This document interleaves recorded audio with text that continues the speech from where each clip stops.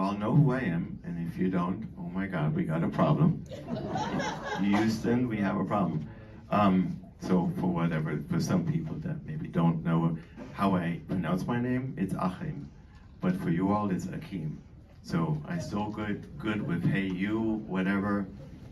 I'm good with all of it, but the real pronunciation is Achim.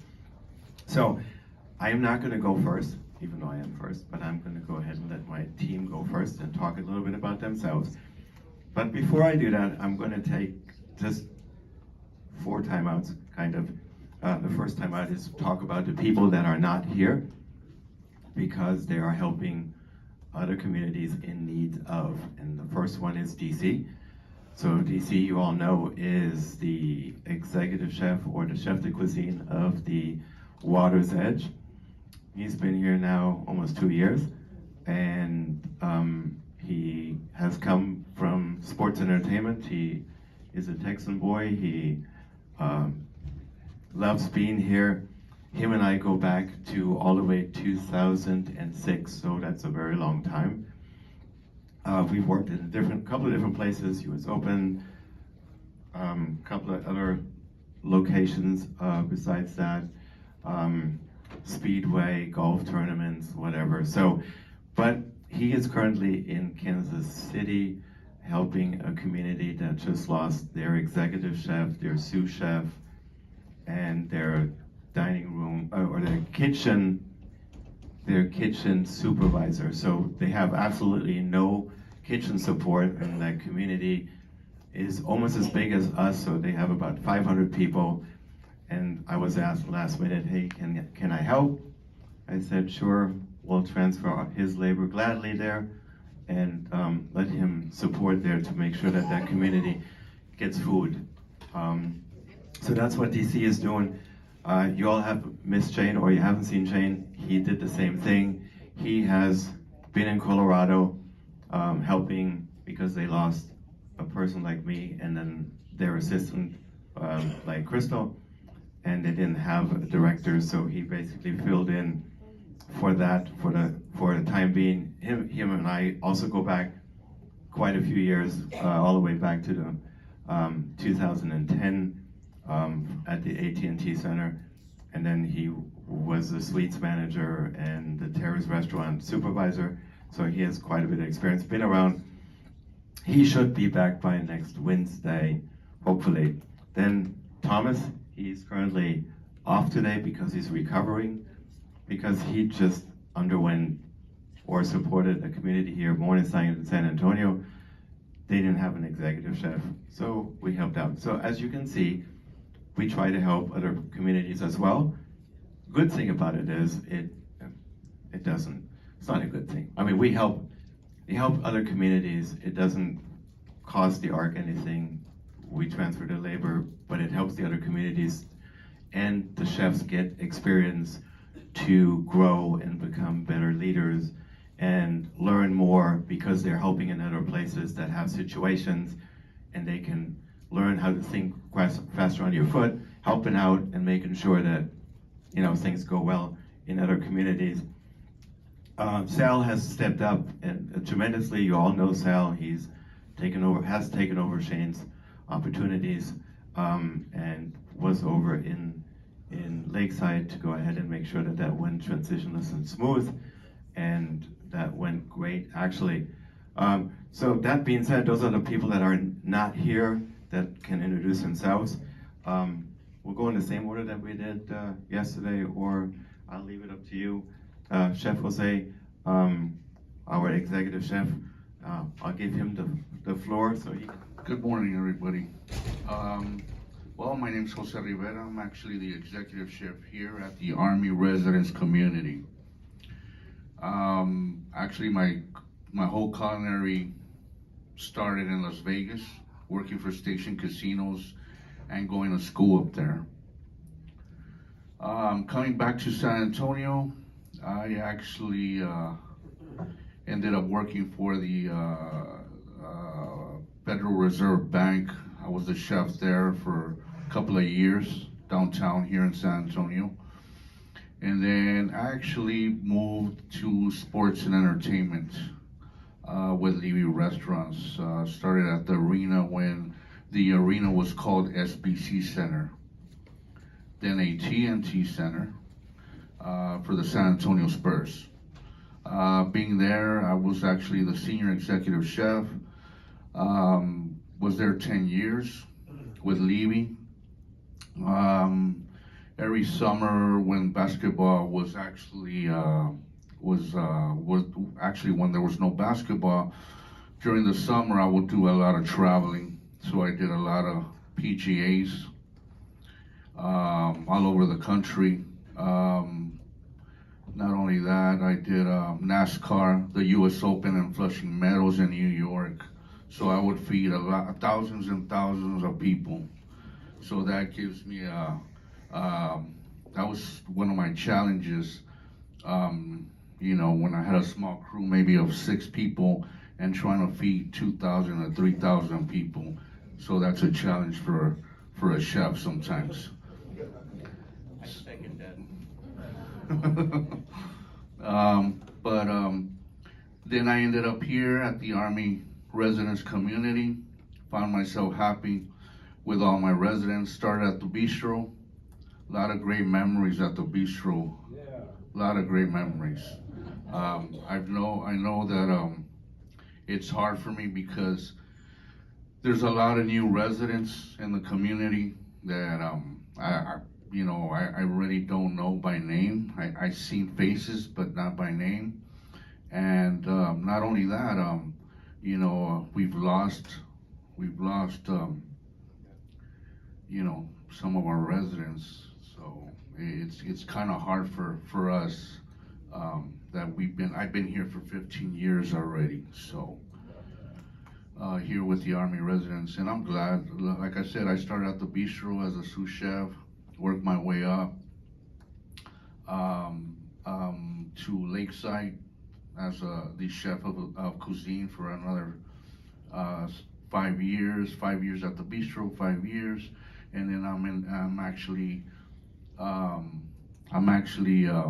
overseeing everything, every restaurant that's here, from healthcare, assisted living. So every department, I'm responsible actually for every department, put it that way. So if you guys need to crucify somebody, it's actually me and the food. But that's all I have. Like I said, I reunited with my old family, Hakeem, Thomas, DC, and with my new family, Chef Javier, Chef Pascual, and everybody else that comes with our family. So thank you very much. I appreciate you guys. Good morning, my name is Jason McDowell. I'm the manager of the bistro. I started working here in 2008. I was once an hourly employee for the ARC. When Morrison came and got promoted to be the sous chef in 2017, I have worked in all the kitchens at the ARC. I have 6 employees that work for me. They are Venus, Indy, James, Kyler, Dank, Rachel. And what I do at the bistro, I make menus, items, do the inventory, order the food. Also have hydroponic machine. It grows lettuce and herbs. I use it to make salads. Also to give the bluebonnet and water judge. And thank you for listening to me, and have a good day. Good morning, everyone. How is everybody? I know some of you, and some of y'all know me, but I'll keep mine short and simple. My name's Javier Soto. I'm excited to share my story with you guys. I was born in San Antonio. Now I'm getting nervous. Yeah, this is great. This is how it's holding the mic. Okay. He's a rock band. They want to hear you. Gotcha. Anyway, my culinary journey started right after high school. I got this great idea that I'd be a dishwasher. I'm really nervous. Anyway, that was back in 1991. 34 years ago, I got into this crazy business, but I've loved every single minute. My first real culinary experience that made me, I'm gonna get emotional, that made me the chef I am today, I started with Omni Hotels and Resorts. I was back in 97. I was flipping burgers, grilling chicken, the basic stuff. Then I noticed that these two were chefs that were paying attention to detail, plate presentation, quality of food.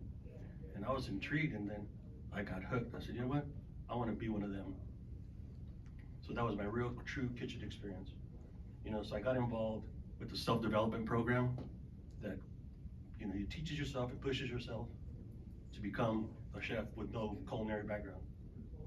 I worked every station to better myself. After long, 21 years later, I made it to the top and became the executive chef. In 2018, I left the hotel and I went to work for the San Antonio Spurs, another Levy person. Then COVID hit. So Akeem reached out to Levy and asked her if there's any good help. And I jumped on the first ship that came into my port. I said, guess what? Hello, Army residents. I got here in 2020. I've never turned back. I came here as a temporary chef on a labor contract, never knowing when my last day was going to be. Luckily, Akeem never pulled the trigger. He actually challenged me. He said, hey, why don't you work for Morrison and become a traveling chef and support other communities that are all over Texas. I went to different communities as far as New Mexico. I traveled for about Texas. Oh, well, no. Well, Texas, then I made it all the way up to New Mexico, which was, I traveled for about 2 years. Yeah. You know, then back here at home with the renovation and everything going on with the art, there was positions being created, and Akeem asked me if I was interested in managing Liberty Market. So guess what? Liberty Market is my new home. My responsibilities are keeping the market fresh, you know, seasonal offerings that are available to us from our vendors. You know, my team cooks the food, chills the food, then we box and label, meeting all the health department regulations that are needed. So on that note, I support also in all areas of the kitchen, from bistro to Blue Bonnet, wherever I'm needed, I'm here to support the team. So I'll leave it on that note. Short, sweet, simple, but thank you guys. Good morning, everyone. Hope you're all doing well. My name is Pascual, and I'm the pastry chef here at the Army Residence Community. A bit of background about myself. I'm originally from El Paso, Texas, and I moved to San Antonio to go to the Culinary Institute of America, the one that's over there at the Pearl. So I've always been a Texas native. Prior to working at the Ark, I was the pastry supervisor at Hotel Emma. So again, the Pearl, that's kind of been my home for a little bit of time. And now I'm here. My staff and I produce the desserts for the Blue Bonnet, healthcare on both sides, Crestway and Lakeside. Catering, we bake various pastries for Liberty Market, provide desserts for Sunday brunch at Water's Edge. But not only does my staff produce desserts, we also produce cold foods, such as salads, sandwiches, deviled eggs, some of y'all's favorite. So with my small staff of 2, we do a lot. Aside from the desserts and salads, I host monthly teaching kitchens if you all haven't seen before, if you haven't attended. I mean, we go ahead and have little sign-ups every now and then. Well, try to do monthly. Last month I didn't do one because I want to take a break from the holidays. We need some time to be out. This month's teaching kitchen, we're going to be doing homemade pasta, so if you all signed up, I mean, we'll be having a little bit of fun with that, making some raviolis. I don't want to get too much into the details itself. I want to still keep it a surprise. As well as the teaching kitchen, I'm also I'm working on coordinating a fiesta themed event in April, so look out for that one. We're planning to have food, drinks, live folklorico performances. So a little bit of background about the folklorico, I actually do that as something on the side. So I'm a dancer as well, so hopefully if you all attend, you can be able to go and see me do a little bit of performance. And then as well, we're gonna do a special teaching kitchen to kick off San Antonio's tradition of fiesta. So if y'all aren't really from San Antonio itself, what we kind of do is a fiesta theme for about a week or so. Again, I'm not from San Antonio either, so I can't give you too much details. So look out for that one. And lastly, I know I've teased the residents with the dessert cart that was located in front of the Blue Bonnet. So sorry about that. I wanted to test out the waters with the concept and see what the community would respond to it. So it's still a work in progress. So I'm trying to get it sooner than later. So we're still working on it, but we're gonna be coming up with something nice for y'all. And I'd like to say thank you to everyone for supporting me and allowing me to be a part of your community. Thank you. he's too modest that he didn't say that he became 5th in the greatest baker. So he didn't say that, right? Oh, by the way, I don't know, how many thousand people entered? It was about, I would say, 80,000, give or take, from all over the country. So it was pretty good. It was pretty good. Again, I couldn't have done it without y'all support as well. So, wow, 80,000 and he's number 5. I wish I could. Good morning. My name is Julie Marshall. I have been in the part of the ARC team for over 10 years. My journey began as a waitress, working my way up to the dining room supervisor, and now serving as office administrator assistant in the dining services. I was born in the Philippines, and as you may notice, my English isn't perfect. It's my 3rd language, but I always do my best to communicate, especially with the residents and office mates. I was born at home, not in the hospital, because my parents simply couldn't afford it as the 5th of 9 siblings. Life was never easy, so I grew up knowing the weight of the sacrifice and meaning of the resilience and the power of perseverance. My journey has been a roller coaster filled with struggles, but also strength. Every hardship shaped me into the person I am today. Hardworking, passionate, and deeply grateful for every opportunity. I don't know about hardworking though. My daily duties include preparing Akim's morning reports on sales, labor, and financial information, managing menu printing, placement on portal, and assisting residents with catering events and future bookings. I also support Crystal with residents' billing issues. But beyond my administrative role, my heart remains in service. I still step in as a server whenever the dining team is short-staffed because I know the value of hard work and teamwork. I can't even open the other one. I look forward to continuing to serve our community with dedication and passion. Thank you.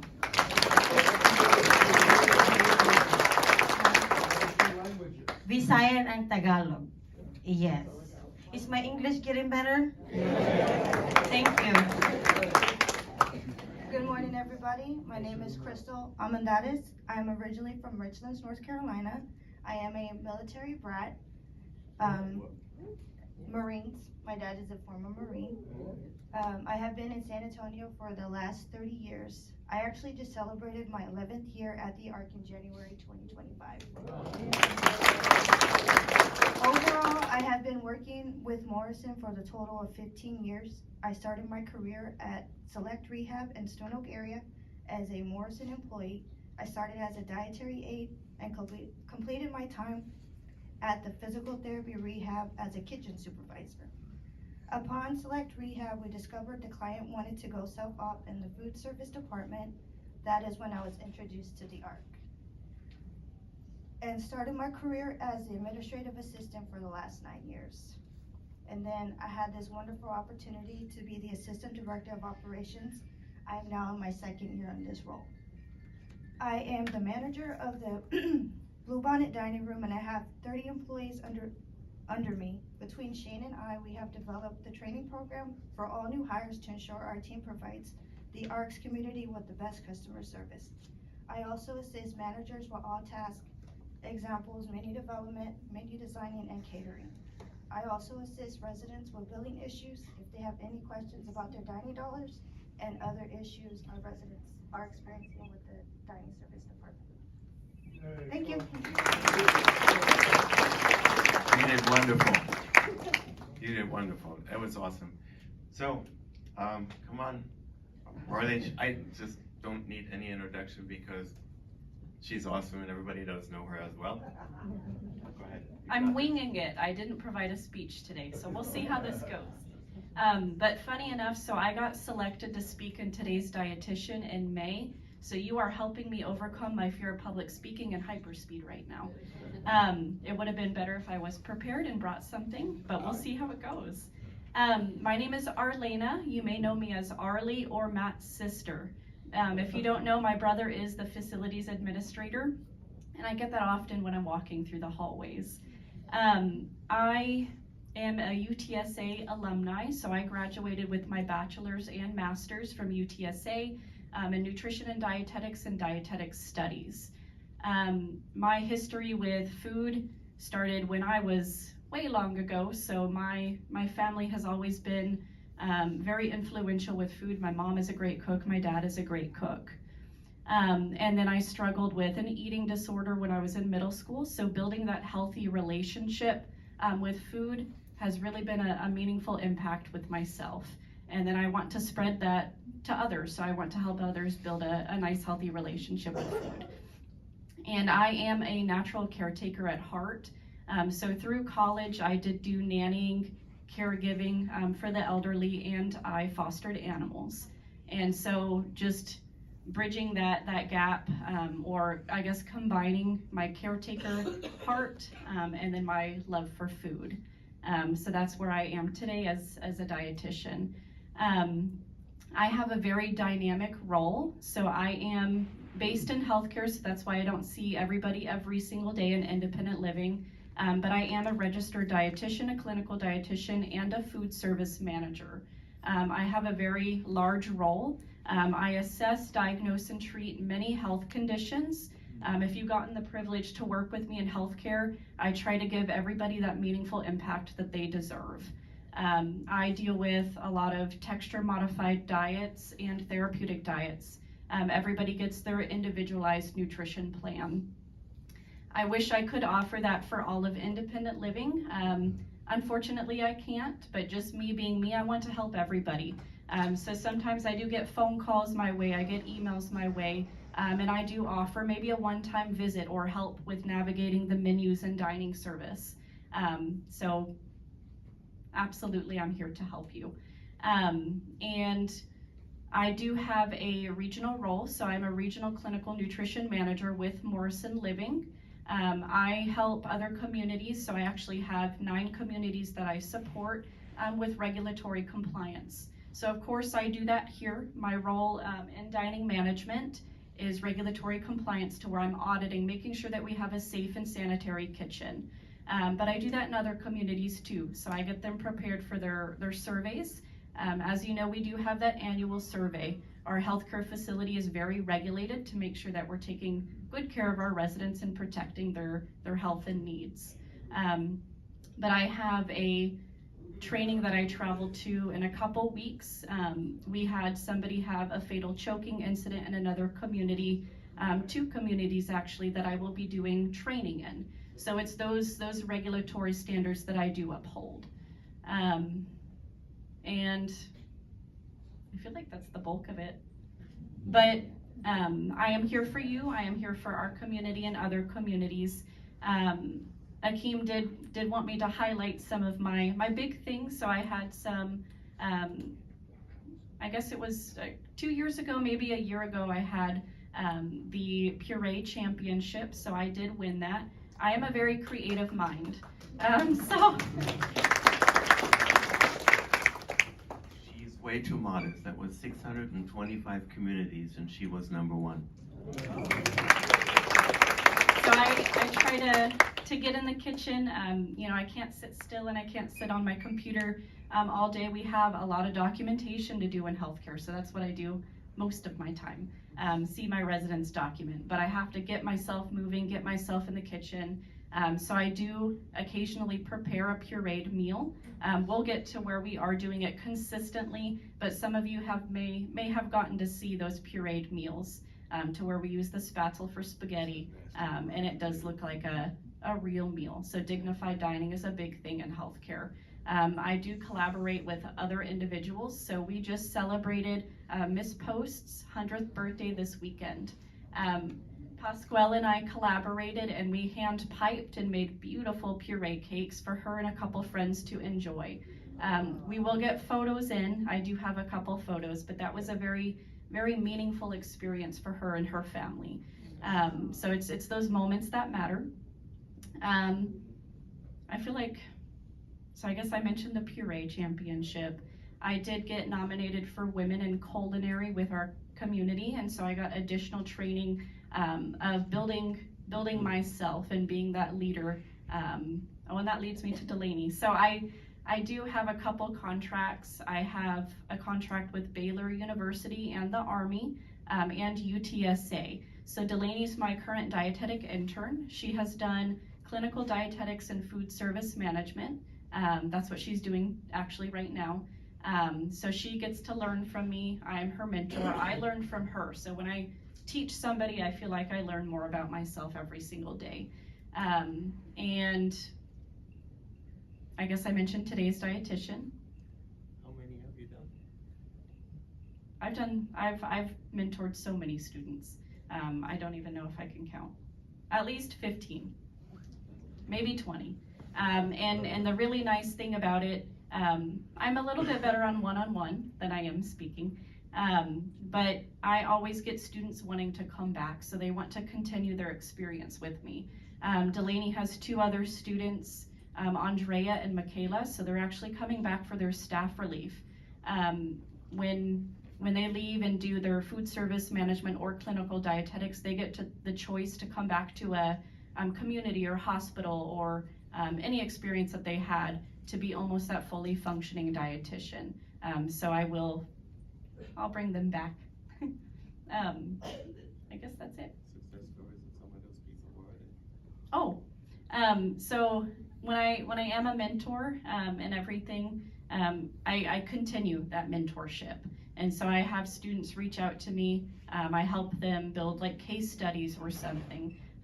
But one of our most recent interns, so Miranda Gonzalez, she was here for 3 rotations. So she actually did her clinical food service and her staff relief.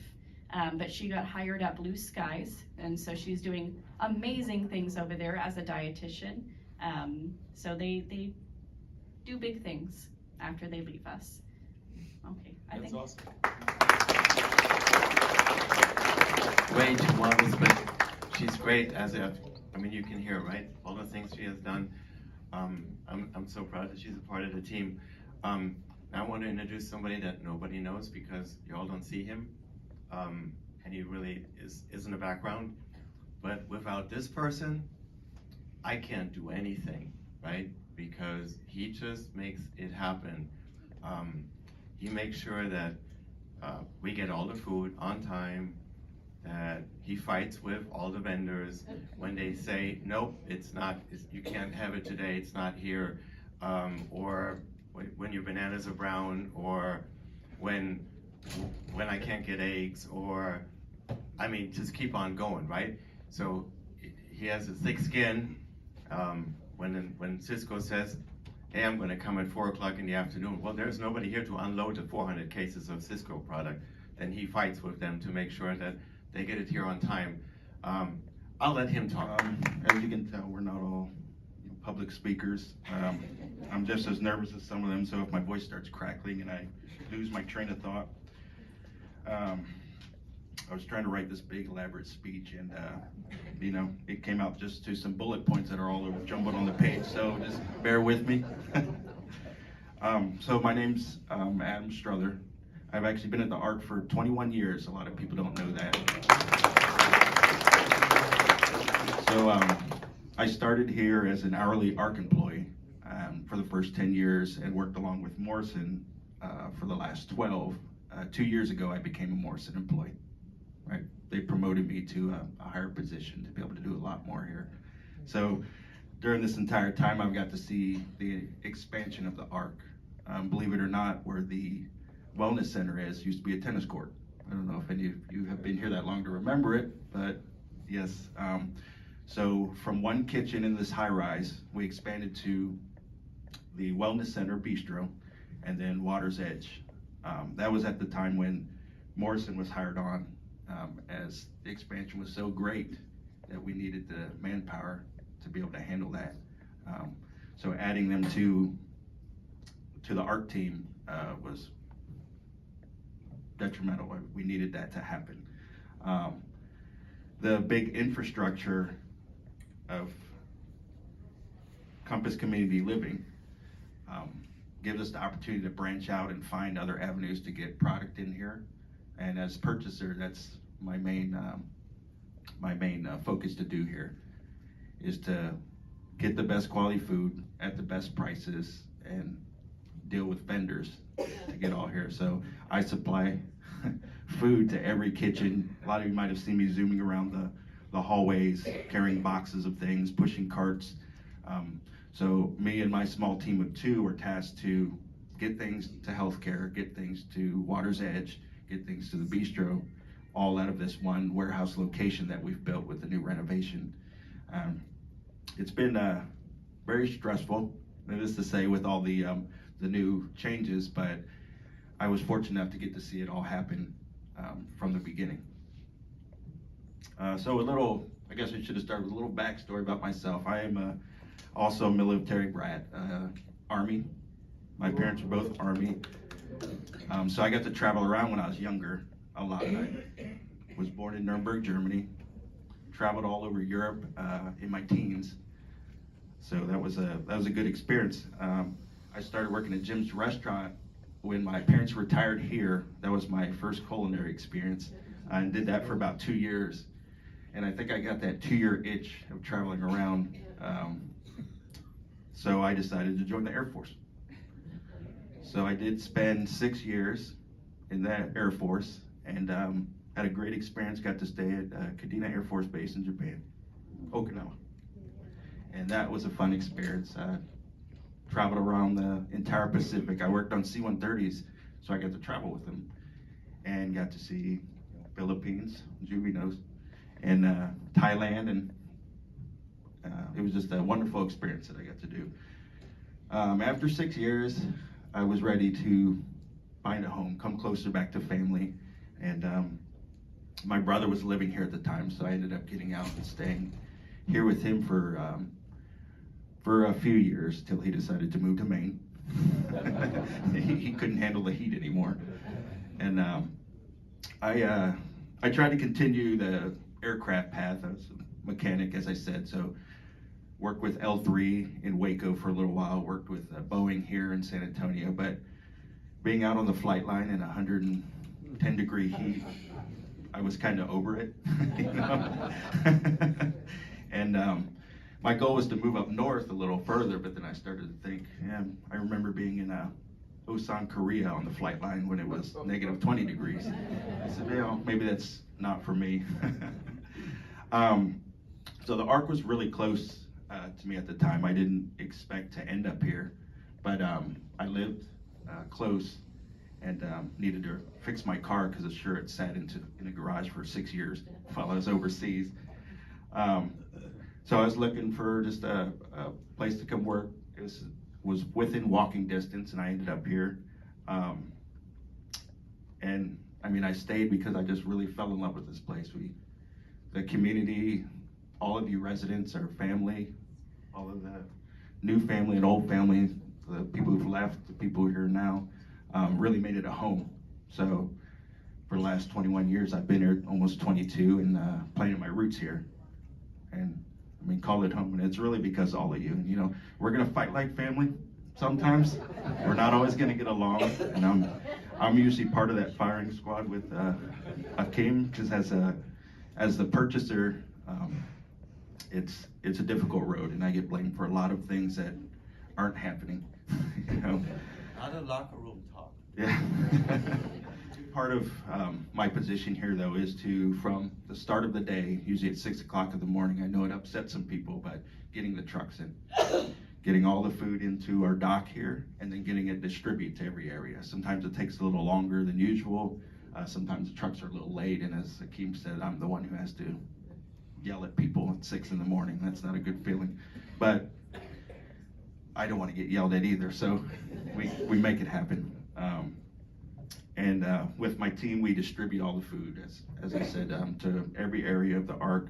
I work alongside all of the chefs to try to create menus, look at cost of items. You know, I know everybody wants prime rib every day, but at what cost? You know, so there's certain things where not able to do. But we work that out as a team and figure out, what's going to be the best, cost and opportunity for you. Okay, not quite that. Oh, with the addition of Morrison, though, in the Compass Community Living, it gives us this large infrastructure which we're able to work with a company called Foodbuy as part of our CCL. And Foodbuy give us a lot of insight on what we call red alerts.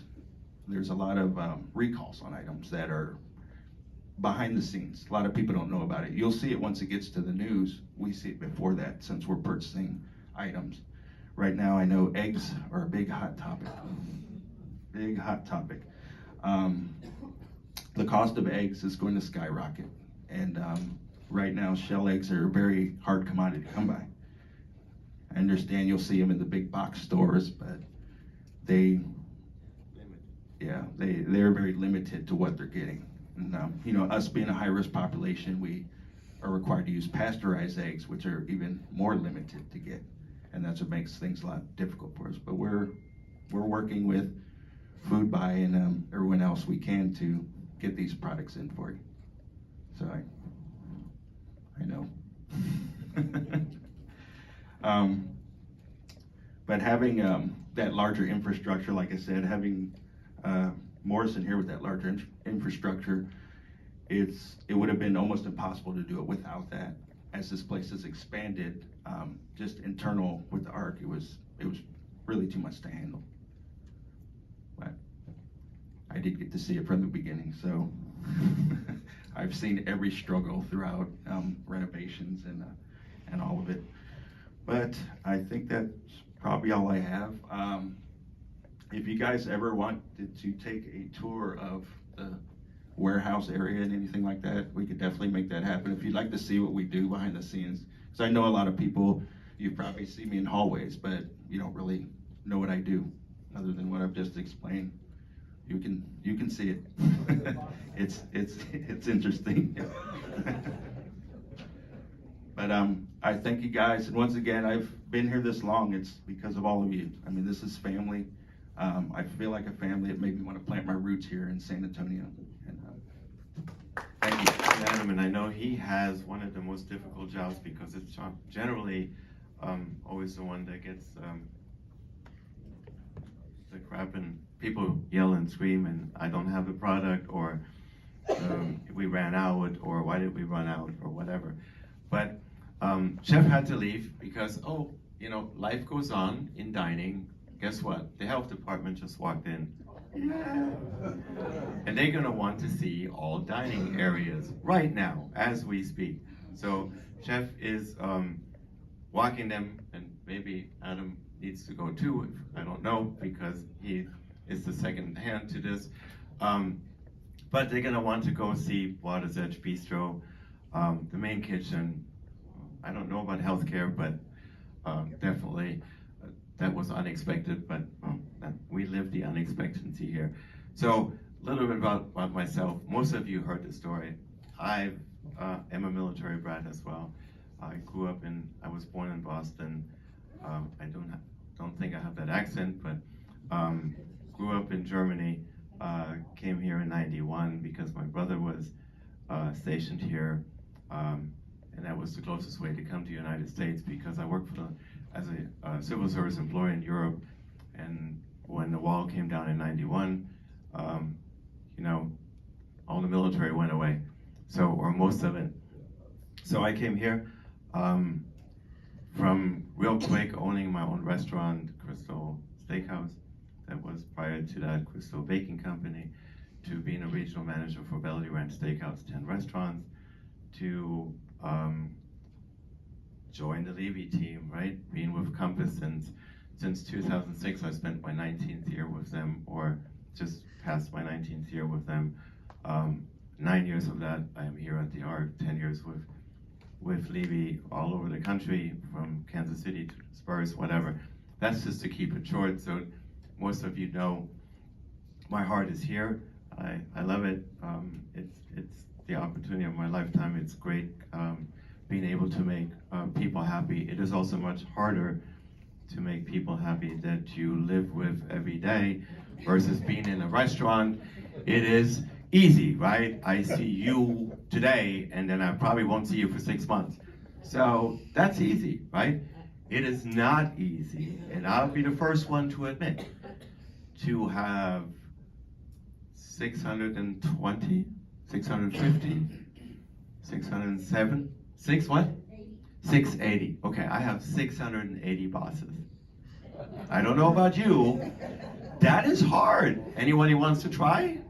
I mean, it's not easy. But then I also report to upper leadership, and I report to Compass as well. I couldn't do it, obviously, without a team like this that is so supportive. And as you see, we are really a family. We care about each other. We step up, we step in for each other. We make sure that all of us have the same mindset, which is all of them want to help you and want to make sure it's better. Sometimes it does, maybe you think we don't, or it doesn't come across as that, but trust us, when we say from the bottom of our heart, you are in our heart number one, and what we do here, we do because of you. And I really mean it. And I know that they do.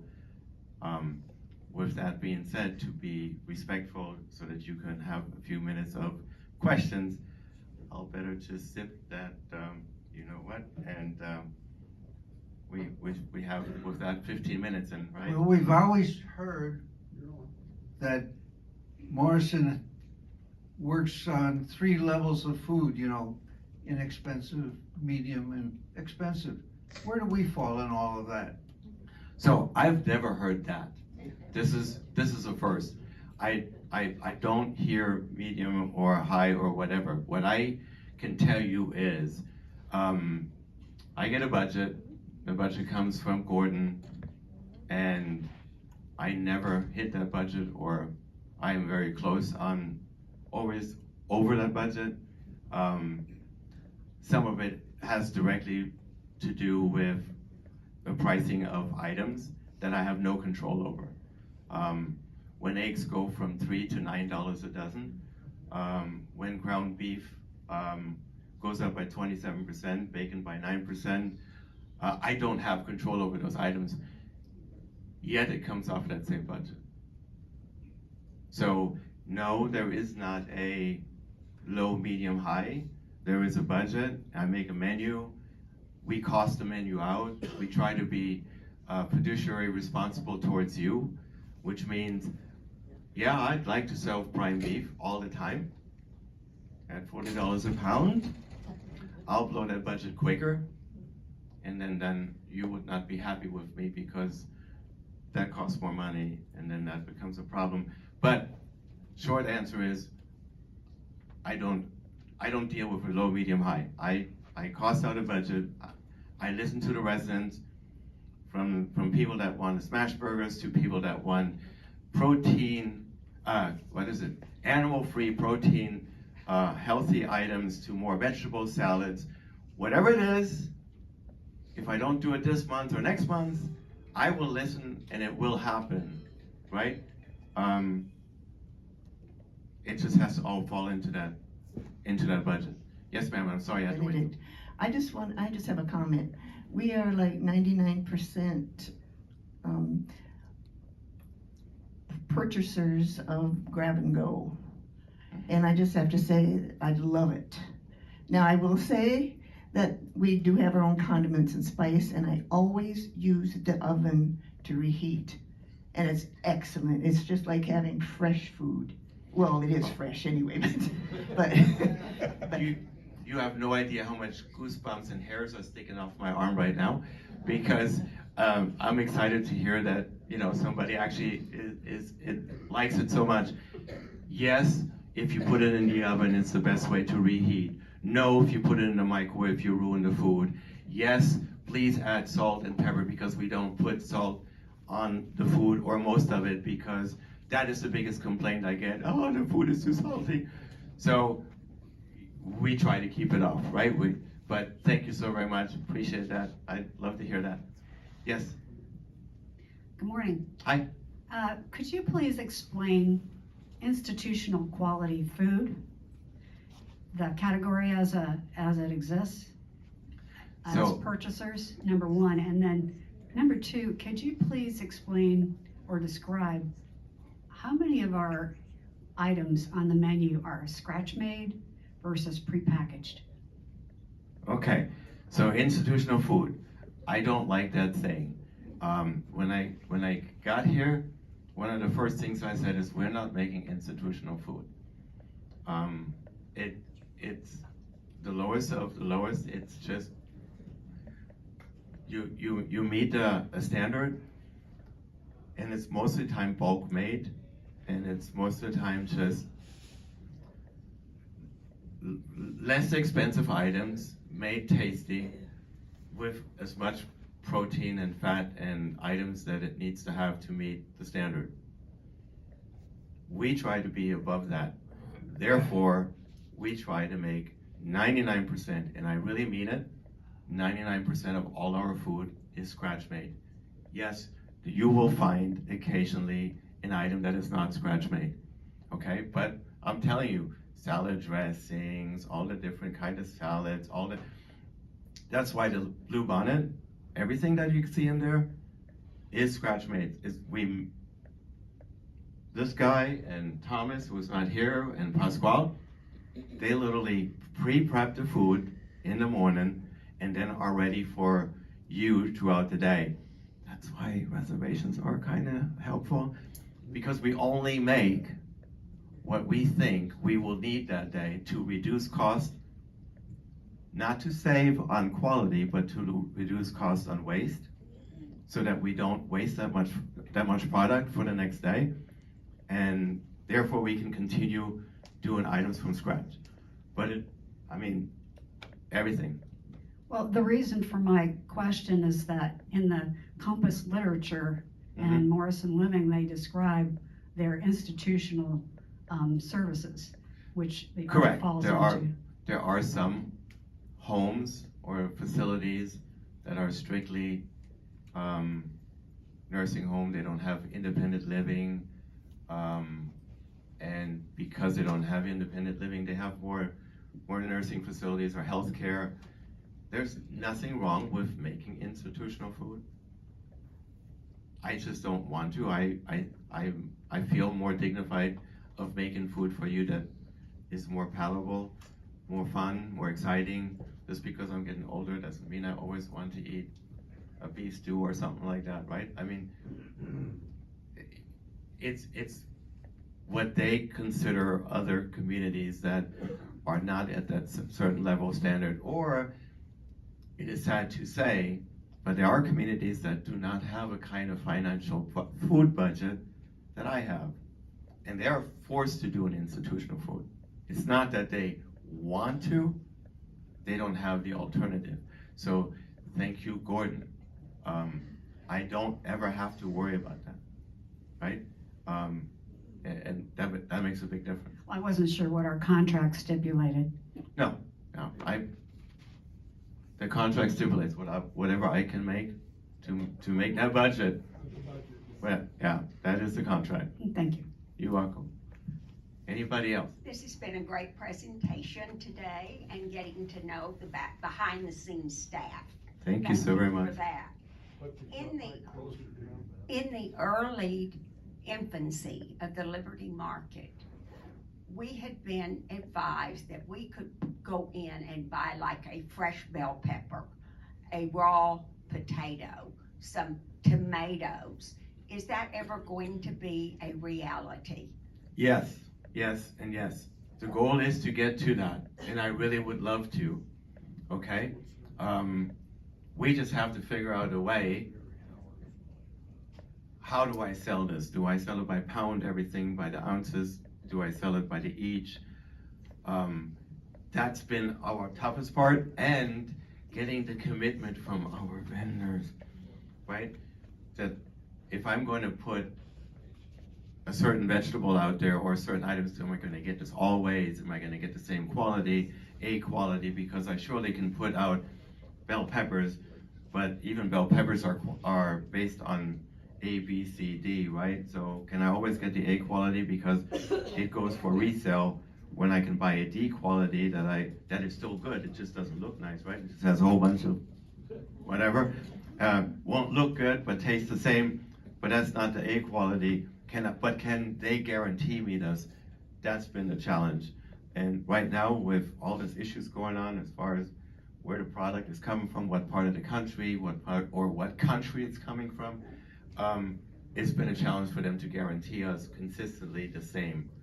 Once we get that under control, I don't know how long that will take, but maybe they can figure it out there in the big world. But once it gets under control, that we get the product consistently the same quality, it will happen. Because that island down the middle was not just for scones and cookies. So that's what it was. It was meant to be a market. Yes? I eat at Lakeside every Sunday morning, and it's, Breakfast or brunch? yeah, and lunch, 12 every Sunday lunch. That's Okay. all they have is lunch. Yeah. And I noticed as you're trying to get your plate of food at 12 or 1 o'clock, there's always out of something, and we wait for it. But when we leave at 2 o'clock, there is food stacked up on every dish as high as you can see. And I don't understand why it pops up as we're leaving. So what time do you normally come? We go there at 12:15 and leave about 2. Yeah. So it's mass, right?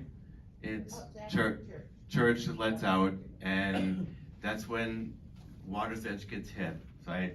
So we do about 220, 240 residents every Sunday for brunch, right? And off of that 220 to 240, I'm gonna say half of that comes between 11:30 and 12:15. While the rest of it comes from 10 to 2. So you can see that other number is not as big as that number from 11:30. And that, I could have literally 6, 7 guys standing there putting out a new, and the kitchen is unfortunately, yeah, we have to walk, get the food, come back. So one item goes empty, okay, let me go get the other item. He gets the other item, the other item gets empty. What is the better solution? Well, put less items on the menu so you don't have to run as much, right? I hear a no. So it is a challenge, right? But we try to do our best to make sure that the food is out there. We know that the food is going to get rushed on from 11:30 to about 12:30. But here's the thing. Do I want to cook it all in advance and put it in a hot box? Well, that defeats the purpose of making fresh food, right? So we fire the food literally every pan at a time, right? That's to guarantee you the best quality food, and not overcooked food, dried out food that I've heard of, or overcooked chicken fried steaks on a buffet, whatever. It is best when it's made right there and then. Unfortunately, then that could happen. We could run out of some items. Okay? Yes. Anybody else? Oh, I better speed up with my answers. Just one or two answer syllables there. Yes. No. Real quick, what happens to all that food that's left over 1:30 or 2? Any way to utilize it? Once it's out, I cannot sell it to you. I cannot put it in a to-go box. I cannot go ahead and say, here it is. Go ahead and have at it. Employee meal that day, or alternative, right? Because I can't even give it to a food bank because the food has been out too long, and a food bank, if I make somebody sick, they go back to where they got the food, and I'm ultimately responsible. So I wouldn't want to do that. There's also another opportunity. We can ask a hog farm to bring yellow buckets, and it all goes in yellow buckets and they pick it up, right? But that's really messy. And if they missed one day of pickup and the health department walks in, no, so we try not to do that either. But we try to manage that less production towards the end. So, who has assumed Roy's responsibility? Because he was really a pleasure to work with. That is an awesome question, and I apologize that I have not touched on that. So, first of all, real quick, Roy and I go back 20 years. So I've heard crazy stories why Roy left. I'm telling you, Roy left because he said he's going to retire. We go back since 2006. He hired me. I was his employee as an hourly at the AT&T Center. As it so be, you never know who's going to be your boss, right? I got promoted, went to Kansas City, came back, became his boss. Whoosh. So, but we still stayed friends. He actually moved next door to me, literally in the same community across the street. We've been best of buddies. I left to come here. He was extremely upset. He's like, why did you leave me? Blah, blah, blah. You came back. You hired me back there because he went for a short period of time to Olive Garden. I said, listen, I need to do something less. Mom is on a last, she has opportunities. She also passed away. I have a son that has cancer. I need to spend time with him. So I wanted to come here, right? He told me 2 weeks in January, it's time for me to retire. I want to lay out on my house and renovate it. He had bought a very old home, 100 years, downtown, and that's what he wanted to do. As to replacement, I have 5 applicants that Compass has streamed to application. I'm going to go through that process of talking to the 5. 2 of them are local, 3 of them are not. We will communicate with them. I wished I had more applicants. We will find out. Until then, you will not miss a beat because it will be Crystal, it will be myself, and it will be the entire team to fill in to make sure that he won't be missed. So I have met with so many of you so far to book your parties and whatever. I will continue doing that. Crystal will get your finances and BEOs done and get it rung up and make sure you get billed and or make sure that the communication to the chefs is 100%. So I don't have an answer who it will be, but I will have an answer that you will not miss a beat, that we won't miss a beat. You will have the service that you've had before. Listen, I missed it. The day that he left, I said, you're going to regret this. I guarantee you. I said, you know, laying under your house every day is going to get old and boring, right? So he's exactly the same age as I am. He didn't look like it. He looked much older than I, right? Come on, you can tell me. Okay, yes. I have 2 questions.